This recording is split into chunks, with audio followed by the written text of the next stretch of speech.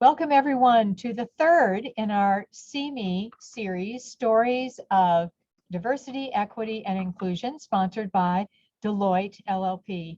I'm Mary Medley, CEO of the Colorado Society of CPAs, and I am thrilled to welcome you to today's very special presentation by one of our Colorado Society of CPAs student members, Ong Sherpa. Ong is not only having just completed her undergraduate studies at the University of Colorado, Denver, University of Colorado, Denver, in accounting and financial management, but also she is pursuing her master's in tax from CU Denver. And I am thrilled to announce to all of you that she is also a 2021 recipient of the Educational Foundation of the COCPA Scholarship to help her in pursuing her studies. With that, Ong, I'm going to turn it over to you. We have a hard stop at about 2 minutes till 1 o'clock today, so the rest of you can plan accordingly. Ong does actually have other things she has to do today in addition to this. So just know that we will go till right before 1 o'clock. I know that you will find this to be a wonderfully insightful and meaningful presentation. Ong, take it away. All right. Hello, everyone. As Mary introduced, my name is Ong Sherpa. Firstly, I wanted to thank everyone in being in the See Me series. I know everyone's a little busy, but I appreciate everyone taking their time out of the day. So let me start with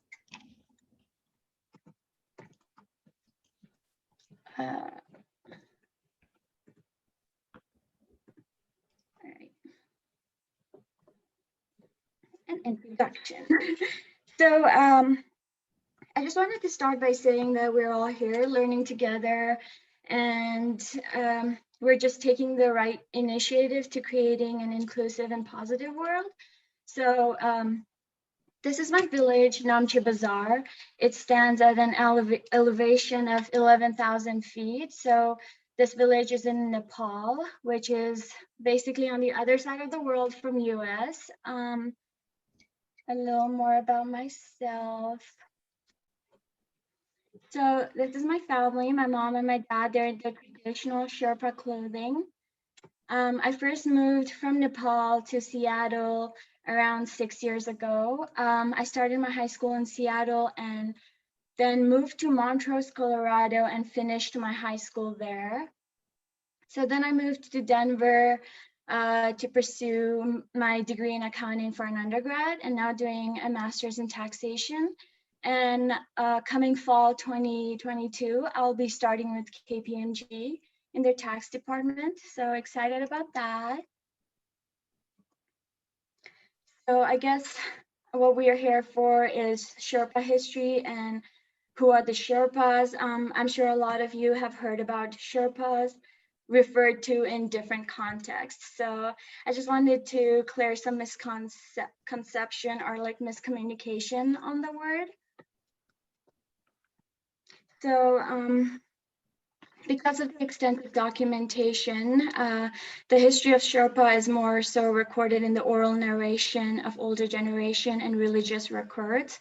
The deep and extended history of Sherpa, it can be accommodated in few words, but as far as my understanding in the See Me series, this will pertain towards the Tibetan ethnic groups of Nepal who migrated from Tibet around 15th century ago. So the name Sherpa, it comes from the Sherpa language saying Sharwa, which means Shar as the people and Wa means from the east. So they're people from the east, which is making reference to the origin in Tibet. So they're basically nomadic people who traveled around mountains to come across Nepal. So they settled in the Khumbu region. So most Sherpa people belong to the Tibetan of Buddhism, but they practice a mixture of Buddhism and animism, which is they see spirits or gods in the presence of like forest, rocks, so they connect them to the nature. So there is this stupa, as you can see, it's called like a stone, which is basically a place for gods to live, but they connect that to the rocks and forests and mountains present around there. So here's another glimpse of my village, Namche Bazaar. So some of the misconceptions could be miscommunication or misinterpretation as well. I know a lot of people, like a lot of Sherpa community, don't really speak up much on it, but I think they themselves don't know a lot of this miscommunication to even start bringing the topic about them. So I'm pretty sure you've heard of the Sherpa fabric that's used constantly, or a lot of coaches and executive coaching referring them to as Sherpa, or just like Sherpa being known as like mountaineers and porters in Nepal. So when I looked up the definition for Sherpa, I saw that Sherpa is a fabric material. We do not look like a fabric, but I can see where that came from. It does say that it mimics the sheep wool, the faux sheep skin fabric, which is often used in, which is often worn by Sherpa people of Nepal. But as you can see, we don't really use the sheep skin as much, or the material itself. So there's a little bit of disconnect on how that came to be. Also, it wasn't until I got to the US that I worked in a retail store where I heard the Sherpa fabric. So not a lot of people in Nepal refer to Sherpa as fabric at all. So it's kind of lost this misinterpretation somewhere in the Western world. And now it's a very popular fabric. So as defined, you know, the term comes from the clothing worn by Sherpa people, but it carries a little to no representative of our culture or of our actual clothing. I found out a couple of words that could be used instead of Sherpa, so like faux lined or faux sheepskin, fleece, faux shearling. So these are other words that can be used as well. So a quick note or a fact is Sherpa with an uppercase S are an ethnic group, and Sherpa with a lowercase s are sometimes referred to as mountaineers as well, whom but not all are Sherpa uppercase. So words that changes meaning with capitalization are called capitonym. So it's a fun fact. So similar to like career coaches or guides, when Sherpa guides through like a blizzards in the Himalayan snows and they take dangerous job to save lives, they encourage you to keep walking, lighten your load by carrying your load, and just remind you of your goal. So I can see where that term of like guide and career coach comes from, but the term has become popular because it sounds less arrogant than calling themselves like an expert or guru of something. So they kind of use a unique word of Sherpa without actually knowing where the word Sherpa comes from, or doing a little more research on the ethnic group that they come from. So, but sometimes even the coaches need a little coaching on the slippery paths to cultural sensitivity. So a noteworthy is that many Sherpa object to the heritage being appropriated as a branding tool, which seems to be the case for Sherpa right now. But then, as I mentioned before, not a lot of people speak on it, as most of the people Sherpa, they are in Nepal, and they kind of don't know how the culture in Western works. So until you come here, you kind of get open to a sense of how it's being used. I went to a company tour one time, and they wanted to show us around the company, basically give us a tour of the company, and they referred to themselves as a Sherpa, which was quite surprising for me, as Sherpa in Nepal, it holds a lot of meaning because they work very hard. They're choosing between life and livelihood, so it kind of feels a little different, but in that moment, it's hard to speak up on why it feels a little different. But I just wanted to share that case and an experience I had. I had this video, I guess it shows a little glimpse on how the Sherpa people navigate the mountains. So I'm just gonna share that real quick.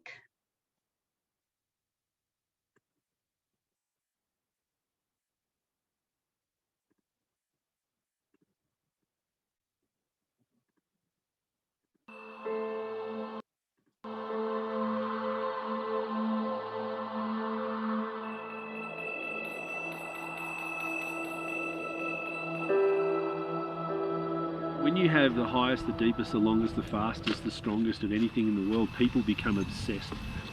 It's not a technical mountain, it's just a big mountain.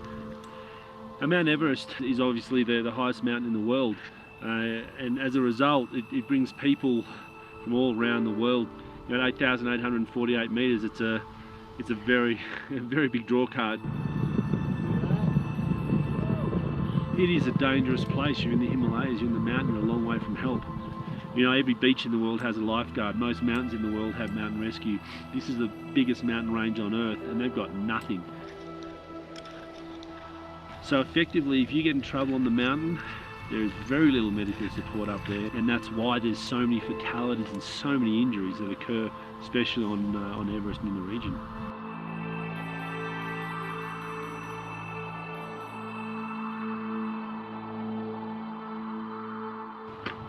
I set about trying to work out if it was possible to put a rescue team in place on Mount Everest that could also be used throughout the valley.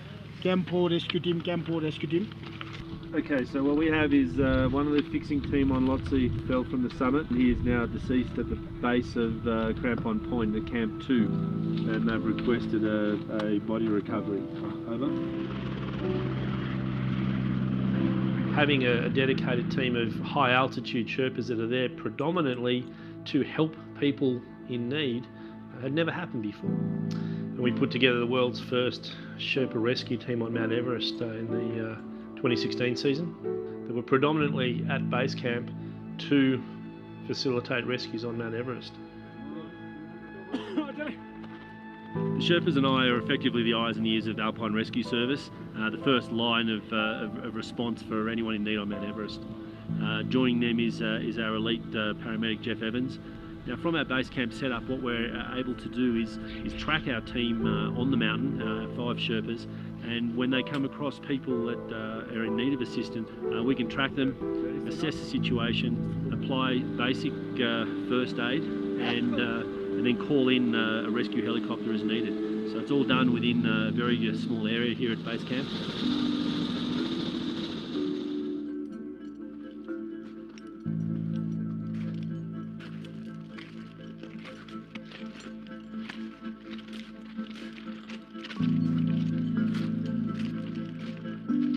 We had a call from quite a distressed Indian expedition that's high on the mountain. They are supposedly summited around 10 AM this morning. So they've been above 8,500 meters for a long time. And unfortunately the death zone is that. I think by the time they got there, there's a significant chance they will have died. It's very awkward for a rescue team to receive a call like that, pleading for help, knowing that if you say no, 2 people will die. Saying yes, 6 people could die. Everest Base Camp to Sherpa Rescue Team, over. Mingma, last part is received. Do you copy it over? Okay, so right now we've made a decision to send our 2 strongest rescuers up towards the balcony, 8,500 meters, to try and save the lives of the Indian climber and guide. So I think at this point we either bring down someone with very bad frostbite, or unfortunately they'll be left on the mountain. Yeah. At this point it comes down to it's getting dark. Who will survive the night? Are there going to be any more cases, because we have another 100+ people going up tonight? Base camp, Anthony, do you copy over? Please charge the battery. So our team were climbing up through the dark from the south summit, which is very, very high, and they were nearing 8,600 meters. They could actually hear Indian music playing.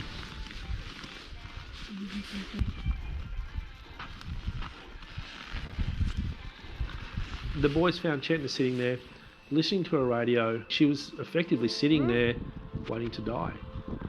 And Mingma went up to her and just gave her a bit of a shake. The body has actually basically started to shut down. She would have frostbite in all her extremities. So the only option they had was to bring Chetna down from 8,600 meters. After climbing for 16 hours, in their own fatigue state, on they call a short line. They then had very minimal time at Camp 4 to try and give her some fluids, some more oxygen, and then had to get her down the Lhotse face, a sheer vertical blue ice face with someone that really can't stand, hold anything or walk. Writing's not that easy, but Grammarly can help. This sentence is grammatically correct.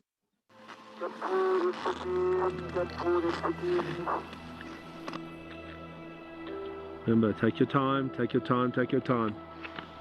So she had extreme frostbite in her hands, feet, face.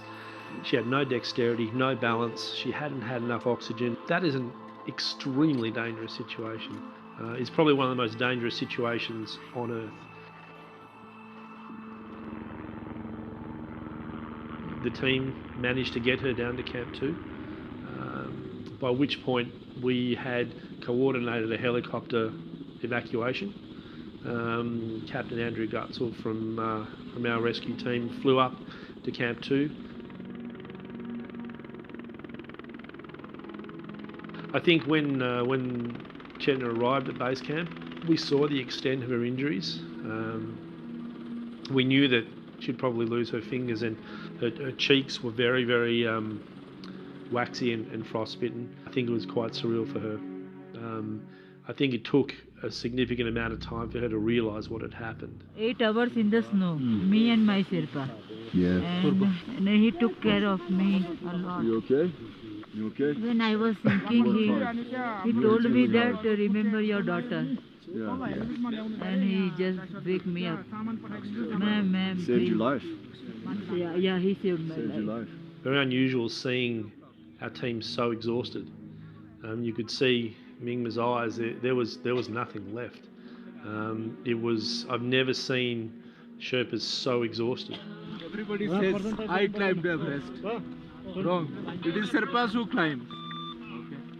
It is Sherpas who take us to the The Everest. Sherpas are honestly the greatest human beings on the planet.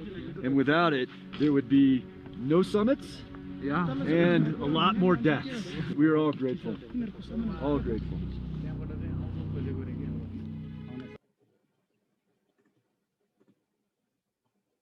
So that's a little bit, let me share my presentation again.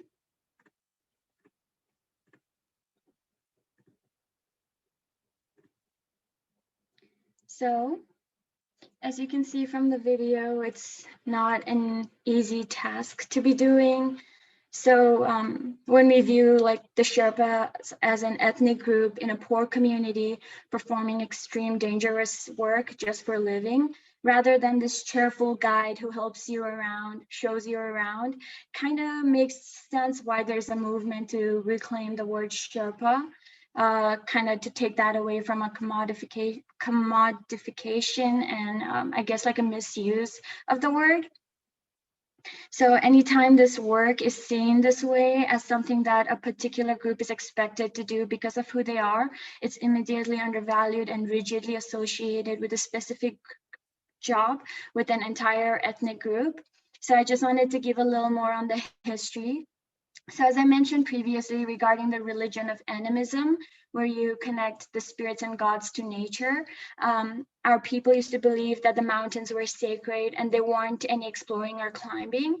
So the high peaks of the Himalayan were home to the gods, and the Sherpa earned their livelihood as a tradesman from high altitude farming and cattle raising. But as the tension between China and Tibet grew, the Nepali government had more power towards the Sherpa community because they were basically like migrated from Tibet. So once that happened, they made Khumbu, like the region, as a national park, and that's when British expeditions started coming in.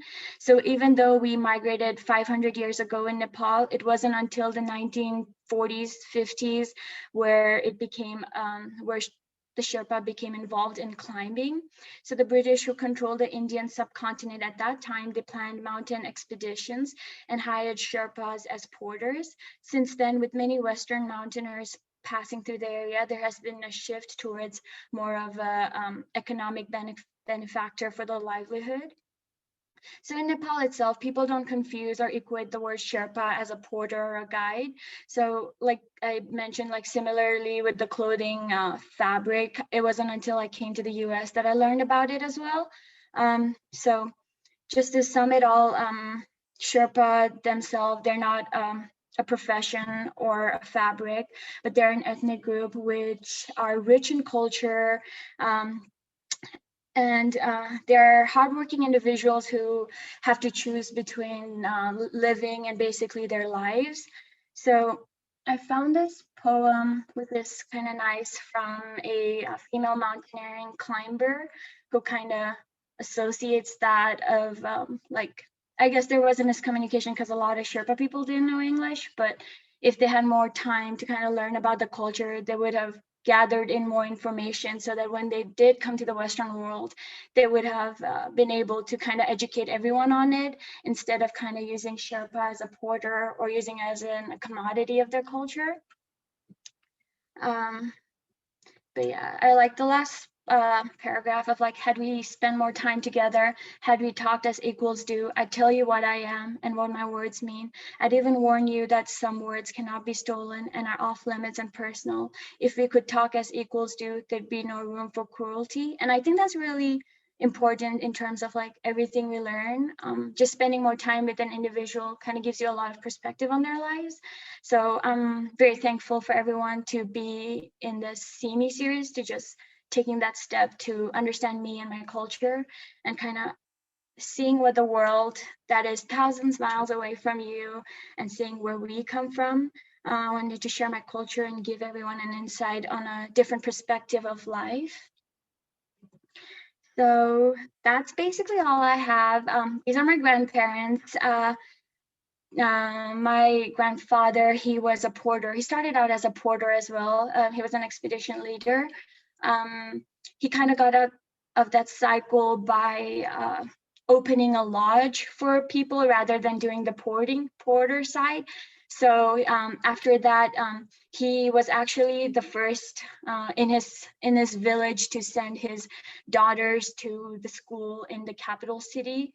So my parents, I guess my mom was the first to kind of receive an education in a city in her village.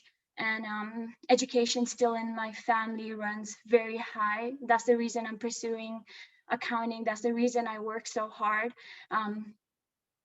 Right now, I'm basically working 40 hours a week, taking 3 classes, and trying my best to make them proud. I'm sorry, it's a little emotional because my grandma just passed away recently. But I'm very thankful for everyone being here, and I'm thankful for COCPA for giving me the scholarship to pursue my dreams. And yeah, if you have any more questions, please feel free to speak up or chat. Thank you. Thank you very much. It's a beautiful story and a very important one.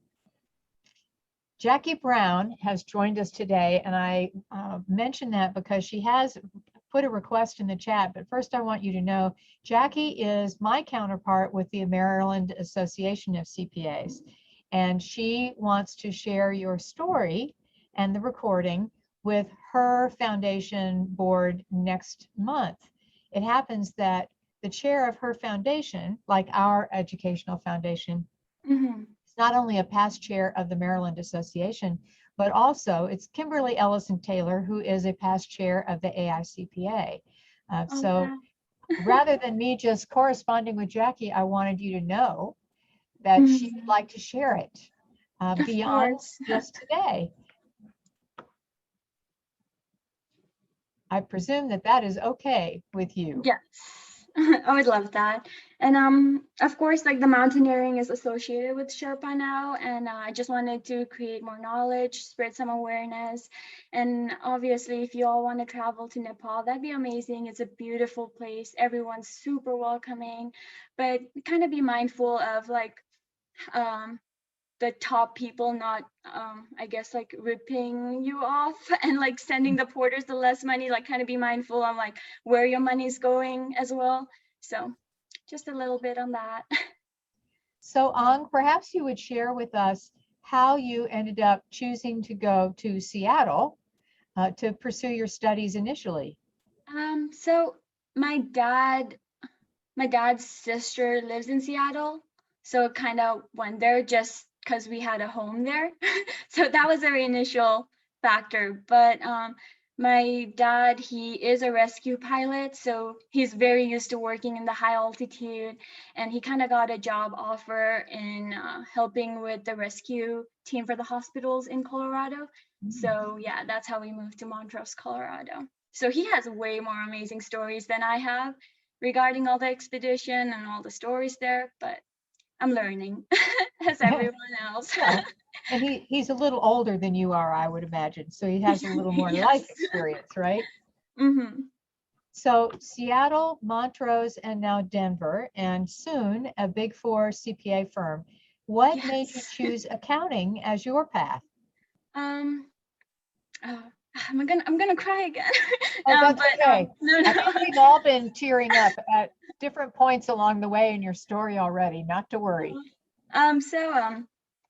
As I mentioned, my grandparents opened a lodge. My grandfather, he still did a lot of like expedition here and there, you know, kind of to like get everything going, have the cash flow to even run the hotel. But my grandma, she was the one who used to stay in the hotel, basically like cater to everyone's needs, cook herself. Yeah, she recently passed away, but they did I think I forgot the newspaper, but they did an article on her as a tribute to her. I can share the link later, but it just talks about her hospitality, and that's how I started getting into like business, because there isn't a lot of things to do as a kid up in the mountains, so you kind of just follow the adults around. I used to follow her around. I used to follow my mom around the shops, and that really got me interested in business. I still have an article when I was in 4th grade. I don't know if you want to see it, but they asked me what I wanted to do when I grew up, and I said I wanted to become a businesswoman, and that was when I was like 12, maybe 11, 12, and here I am just like following the path, and it still amazes me on how I even got here, and I attribute that a lot to my parents. So yeah, that's how I got into accounting. Started with loving business side, hospitality side, and realized everything was kind of associated to accounting. You understood the business through accounting, so here I am. Congratulations. Jackie also posted in the chat, and here you are. Congratulations. Yes. Here I am. It is a wonderful thing for sure. So you knew from a young age that you wanted to go into business, and accounting is the language of business. You didn't even have to hear all the American marketing and promotional information about that, right? What brought you to Denver specifically from Montrose? So I toured a couple of other places in schools, but when I was in CU Denver Business School, they kind of mentioned that they were closer to downtown, and they showed us like different companies there. But I realized that most of the big four were already there, like 10 minutes walk from my school, and I just thought it would be a easier route or like easier way to connect to different firms. I have had the opportunity to do around like 5 internships now. Wow. So, yeah, I've been hopping around a lot. So that's how it started, and that's how I saw the opportunity and took it. So Ang, if you were going to advise people who are not of the Sherpa ethnicity and culture, what kinds of things, in addition to, don't call it the jacket Sherpa fabric, or assume that Sherpa is only a career, what other things should we who are not as familiar be paying attention to in being conscious and conscientious about how we work with each other? Just in terms of Sherpa, or just like in general? Let's see. I think those are the main parts of it. Like I said before, not a lot of Sherpa community kind of speaks up, and I started speaking up more just because I was in the Western world. When you go to Nepal, you're gonna notice that people are so friendly. They do not mind saying anything at all, just because you're spending your money, and they're very conscious of that relationship. So I do not know much about it as well, so I'm researching myself. But I think the main thing is just being more conscious of how you're using the words, and yeah, I guess correcting other people who are referring them to as a fabric, or yeah. It reminds us all, doesn't it, that words which we think are just common use actually are filled with meanings that we may not be aware of, and we have to pay attention in a different way. So long term, you're going to be starting with KPMG next year. What's the big picture plan? What's your dream? My dream. I started with wanting to stick to public accounting, but I don't know, we'll see. I do want to open some sort of business someday. Definitely helping my community as well. There's still a lot of wage inequality. Like the trekkers who gets paid, it's around like 5,000 a season, which isn't anything at all for how much of the life risk they're taking. So I kind of want to be more of a, I guess, create a business that helps close that gap, because obviously it's a small country, it's very corrupt, and yeah, some kind of business towards that area.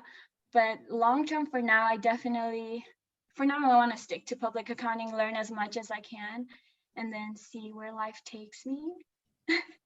That makes great sense. So I've been asking some questions just to keep the conversation going while all of our folks who are joining today have the opportunity to think about questions.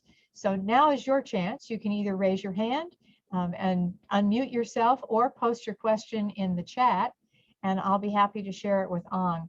But I encourage you to bring your questions to her right now, or your comments for that matter.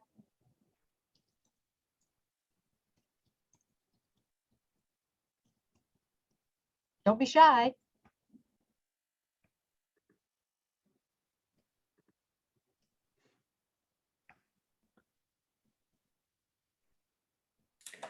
This is Heidi O'Neill, and wonderful job. That was really moving. Quick question for you. How do you plan to incorporate your presentation and your knowledge when you begin your career at KPMG? Are you going to be doing anything on that end? I guess starting with like joining the diversity team would be a start, but any opportunity I receive, I love to share about my culture. It's very recently that I started learning more about my culture as well, so that's how I want to incorporate it. But I think it applies to everything, like just the daily, every day of like seeing different perspective and connecting to different individuals. So just being me, talking to everyone, learning more about them, as well as talking more about my culture and finding like a common ground. I think that's very important to bring that kind of perspective. So Jackie writes, have you felt welcomed into the profession during your intern experiences? Yes, for sure. I think maybe it's because I'm in Colorado, like the Denver area, and like a lot of people do know about Nepal. When I was in Seattle, someone had asked me if I was like, oh, you're from Nepal, so are you Napoleon? I was like, oh, what? Wow. And I was like, okay. But I haven't had that in Denver. So I do feel very welcomed in the profession, and I feel so welcome enough to even share very personal things about me. So here I am. And Ken has posted a question that's a nice follow-on to that. It says, can you tell me if you've experienced a difference between acceptance and inclusion in the city, in Denver, versus in rural Colorado? Yeah, that's a big one. I finished my high school in Montrose, which is a very small community, and I was basically like the third Asian in the whole high school, so not even like a Nepali. So diversity there was definitely not there. But it was kind of hard to like everyone grew up together because it's a small town. They grew up from like their I guess like first grade till like middle school, like they all came together. But I kind of just hopped in through high school, and it was a little hard, like trying to find my own niche and trying to find my place in the crowd. But again, it wasn't until I came to the city where I saw a lot of things that was wrong that I didn't know back then was wrong. Yeah, I still feel uncomfortable kind of talking about it. So hopefully someday I'll be able to just speak up on it. My sister's in high school right now and she talks a lot on it and I try to advise her. So. Thank you. So Caitlin asks, what was the cultural adjustment like moving from Nepal to the United States? It was a big change. Nepal's a small country, so coming into a Seattle high school with like 2,000 kids was overwhelming. I used to get lost in the high school all the time, was late to a lot of my classes. Just in terms of education, it's very different. Like the schools in Nepal, they're very strict. Around 8th grade, you're cut off on all extracurricular activities and it's only like school subject from then on. You don't have singing, arts, like nothing from 8th grade. So it's very strict on education. Some of the culture changes was we had to wear a uniform in our school and basically had to have our hair braided, nail cut, basically like an army kind of situation, but very strict. So when I came here, I got to wear any outfit I want, which took a long time to decide what I wanted to wear. So that was a different culture experience. Another was, so in Nepal, our classes, they aren't separated with like physics, chemistry, it's just science. So you take a science class where you learn everything together. So when I first moved here in high school, they asked me what science I was in. So it was very confusing. I was like, I'm in science. I took science. Similarly with math too, we don't have like algebra, like separated it. We just have a math class. So when I first came in, they kind of put me up in a really high math class that I knew nothing about. And I kind of had to be like, yeah, I don't know anything. And put me down. So I had to take a lower level classes. So just adjusting to the like books and how the subject were run. It's kind of different. Yeah. Rebecca asks, would you have the same career opportunities if you stayed in Nepal? No, definitely not. Everyone in Nepal, like I think the education's pretty decent until you're after like 12th grade. It's kind of hard to have like a higher education than that. So then people try to like move. A lot of my friends now are in like Australia, Bangkok, where I started high school with. So no, definitely not. Like people try to get out. And I think that's how my dad, like my parents already knew that like once at a certain point, they're gonna try to leave. And my dad says to me that he's like, I know you're gonna leave, so might as well leave with the family. So he just took the whole family and moved us to US. That had to have been a huge decision for your family and your community. What was that like? So it's a lot of people don't realize like it's really hard to come into US.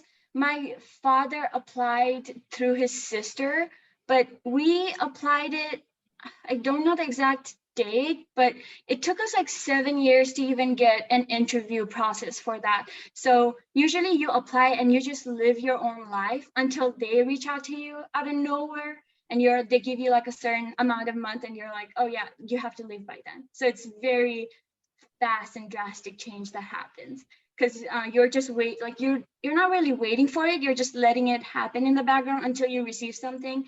And then the process goes by really fast once you receive an interview. So yeah, it took like 7-8 years. We didn't even realize, like we had no plans coming to America, but then we just got an interview and then everyone just came. I mean, for me, it's a big cultural adjustment, but I was still young. I knew English decently well because Nepal is a very tourist heavy country. So they teach you English in a pretty young age. But I do feel for my parents a lot. Like my mom still struggles a little when she talks, or even my dad as well. So yeah, just looking at them and how they figured out life, it's nothing compared to mine. So I had it easy, I would say. Ken added a follow-up question. Have you felt firsthand the ramifications of our political wars against immigrants? I think my dad, for me, I don't know if I've like felt that personally, but because I think it's for me because I can speak English pretty well. I carry myself like more well, but I think my parents definitely have faced that. They don't share some things, but I can see things happening to them. It kind of breaks my heart a little. My dad worries a lot because I don't have a lot of family here, so they're in Montrose, so just 6 hours away. Just an example, like yesterday, I had to walk back from the school to my parking space, and it's in downtown. My class ends at like 9:15, but I just called him and I was like, oh, how are you checking up? And he was very scared, and he was like, can you walk faster? Like, can you look around? Like, yeah, and I think he gets more scared because of everything happening with regards to COVID and like the Asian brutality and like all that. So he worries more about me than I worry about like me. So those are more of the ramification. I think you feel more when I guess your culture shows out more, which is kind of sad. If that makes Someday sense. you'll I don't know if that appreciate makes sense. differently, I'm sure, that moms and dads can't help but worry more. Yeah. It comes with the job, for sure. So you chose to pursue your master's in tax, and you said you're going to be joining the tax group at KPMG. What about tax caught your eye and snagged you? So I did an internship in audit. It was really tough, traveling a lot, but that kind of set me towards tax. And then when I did an internship with Planmoran, I really enjoyed it. I think I understood tax more than I kind of understood audit.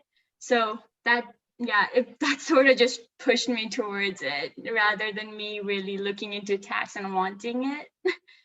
But again, the people, I think in the profession, they're very nice and helpful and kind of found my niche there. And thank goodness for that. Yes. The opportunity remains open for you to say, hey, I have a question to ask, or to put something in the chat. I'm going to be quiet for a few seconds so that you can raise your voice, unmute yourself.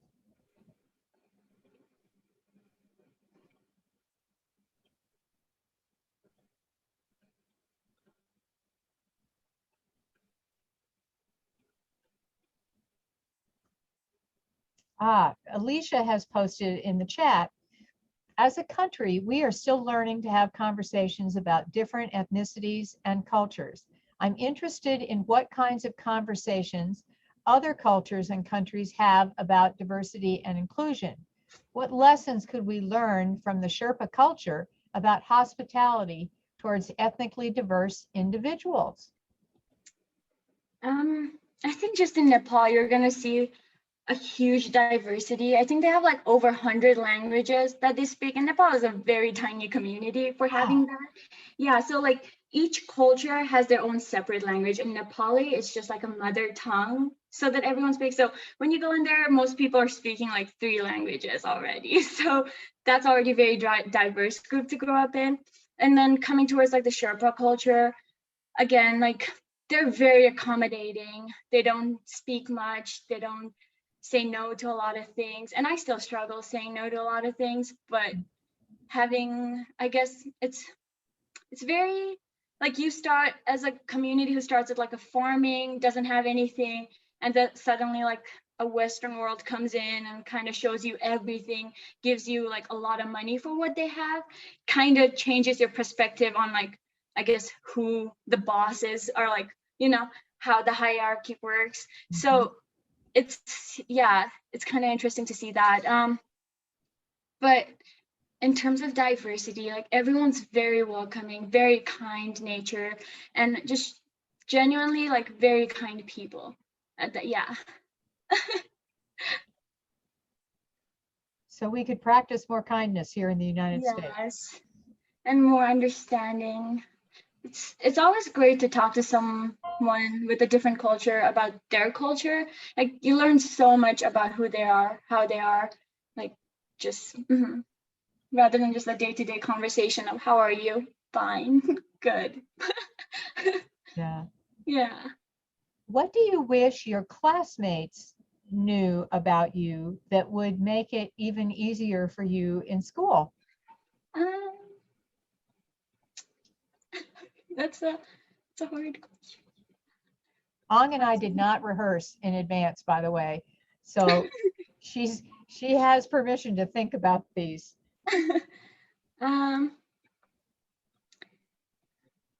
About me specifically, I guess sometimes the language barrier. I speak English pretty well, but when I have to like read through something really fast, it's like the understanding part that takes time. Like I can read through paragraph easy, but then understanding the paragraph or what it means kind of comes a little slow to me. That's why like when I do a lot of testing that's time-based, it's kind of hard for me because you kind of have to take time to understand what the questions you've been asking. But I think that's something that I would like everyone to know because Yeah, accommodation looks lots of different ways, right? yeah, Yeah. just So differs. Gina has asked, have you experienced pressure from school, fellow students, or others to hide your culture? And if so, how have you learned to express yourself and share your culture? Wow.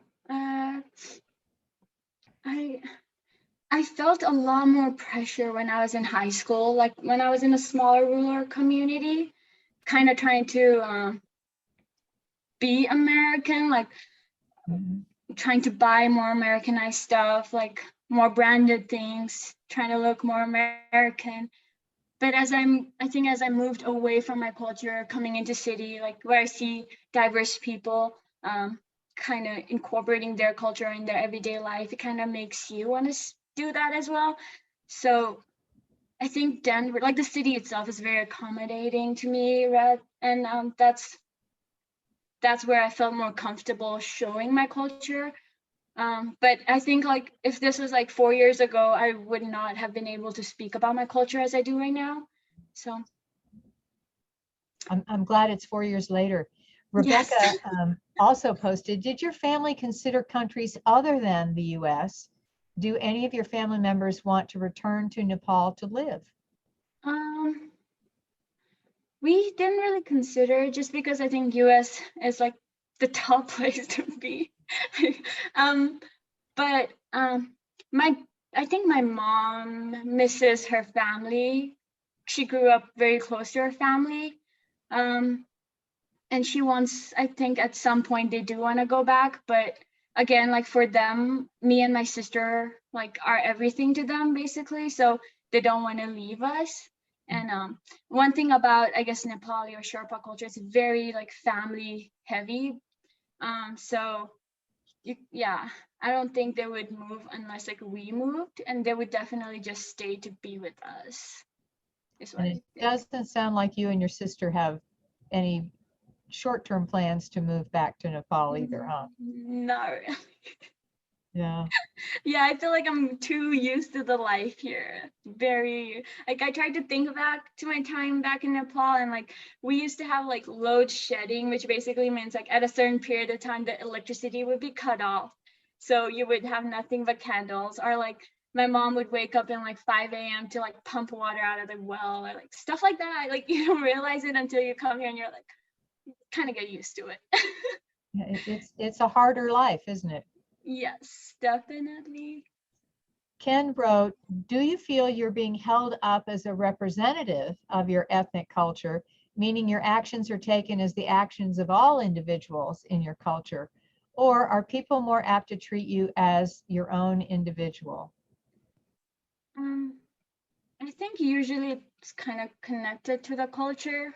I feel like not just with me, but with anyone, if something happens, they kind of bring out the whole culture to the blame, or like they kind of try to figure out how like I was upbringed or like where I was grown to like have that. I think, but I don't know how to. Yeah, I've never felt it personally that like I was for the entire culture. Yeah, but then again, I think about it and like I've never had a big opportunity to kind of speak for my culture as well. Like Sherpa is a very tiny community. It's just a couple of words that like are used in generally without like knowing much about it. But we're like a smaller community and a lot of people don't know about our culture. So I'm always willing to speak up and I'm learning with everyone. So yeah. Sure. So if you could give the rest of us one idea that we could pursue ourselves that would make a difference for you or anyone else who comes from a different culture than our own, what would it be, Ang? I think the biggest thing would be taking that initiative to learn about the culture, because the culture like shapes a lot of how the individual is, and you get a very much bigger sense of how they are, who they are as an individual when you know more about their culture. So I think would be to take time to connect to people who work around you, not just seeing them as like a person who works with you, but kind of trying to learn more about like where they're from, how they came here, just things like that. So I guess growing your knowledge basically. Yeah. And that's the most one can do, learn. So more kindness and more investment in getting to know the individuals. Yes, and more open-minded to getting to know individuals. Yeah. Thank you so much for being willing to share the history and your experiences with the group. It's a real privilege to get to hear your story, Ang, as well as, I think, at least for me, I'm now officially going to say I'm part of your cheerleading squad for the rest of your schooling and for your entrance into the profession formally. I look forward to the day when we get to put CPA after your name as well. Yes, I'm very excited. Thank you again for this opportunity, and thank you everyone for listening. I know it took a time of your day, and I just appreciate everyone being here. We're learning together, growing together, and that's all one can do. So thank you. Yes, we are. So would you do us the favor, and I know this is a lot to ask, but I would love for you to say something in your original language so that we could hear it. So Sherpa or Nepali? How about both? I'll just say thank you. So thank you in Sherpa is Tuche. Tuche Salala, which means everyone. So Tuche, and then in Nepali, Dhanyabad. So, and Namaste, which is a very common greeting for goodbye or hello. So I hope everyone have a great rest of your day, and thank you again for joining.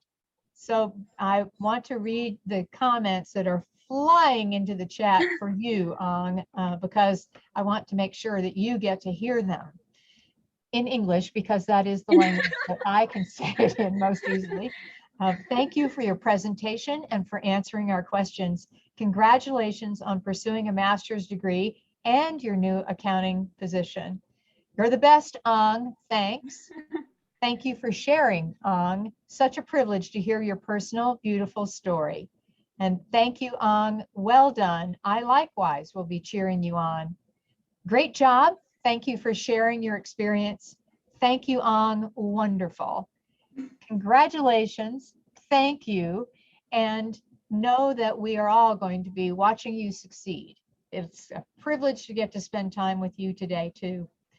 I would remind everyone that we do have another See Me story coming up with our very own Judy Thomas on September 29th. Her title is Coming to America, and she has a wonderful story to tell as well. We are doing these every month, and our Diversity, Equity, and Inclusion Working Group made the decision to continue all the way through next April and maybe beyond. So look forward to the information that you'll be getting.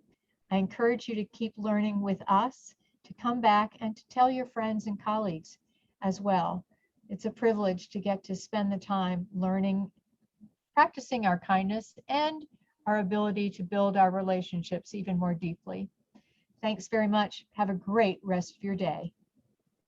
Thank you, everyone. Bye.